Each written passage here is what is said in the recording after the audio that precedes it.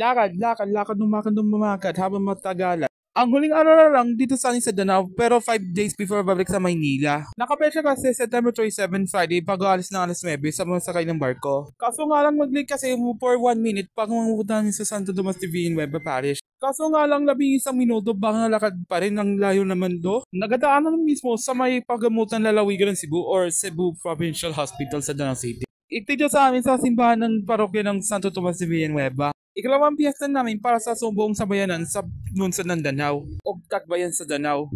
At pagkatapos ng misa para bigyan ng pasasalamat, ito ang huling araw natin dito sa Santo Tomas de Villanueva.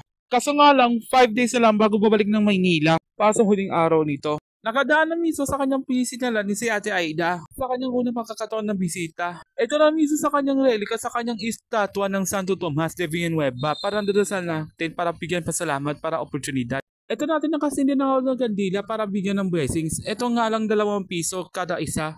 Sa 5 piraso lamang para pagsisindi. Dito sa amin sa may Port of Danao para hindi hintay na ako ng view. Para hindi lang kita sa mismo sa garagatan. Para hintayin kami para sa bigyan natin pagkakataon yun. Ito sa Biyernes natin, madaling araw, maalis na kami ng 9 na kabarko. As kinabukasan sa WTA 8 na darating yun. Apunta kami sa may Jollibee sa may Danao City. Kasama dito kaya Tia Pura pati si Mama para mag-almusal na agad. Ito kuha namin Chicken Joy. Baka mismo may corned beef, tapa, or di kaya inoganisa kasama ng iklog or silog meals. Ito na kasi pag-almusal agad eh. O paano? Kaunta!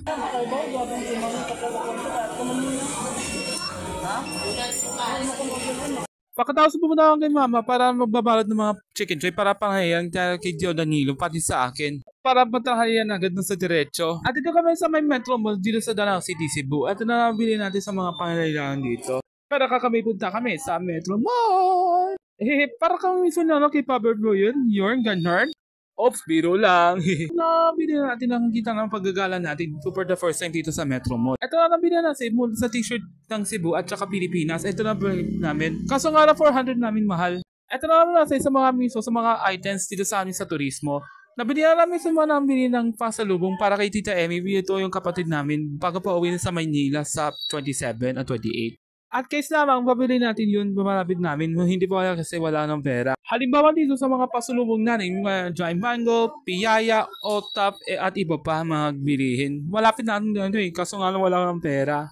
Nakabili na ako ng kuwaniso, kaya bili na ako ng sabon, kape, at saka bito. Ito na ka namin binabayad namin, kasama natin sa kakaibang buhay, kanyang pakipagsapalaran natin. Tapos nakasakay ng pedicab or sidecar, kesa sa mismo sa ng e-bike. At nakasakay namin, nakasakay mula Pasay at saka Paranaque. Ito na sasakay. Maliban sa e-bike.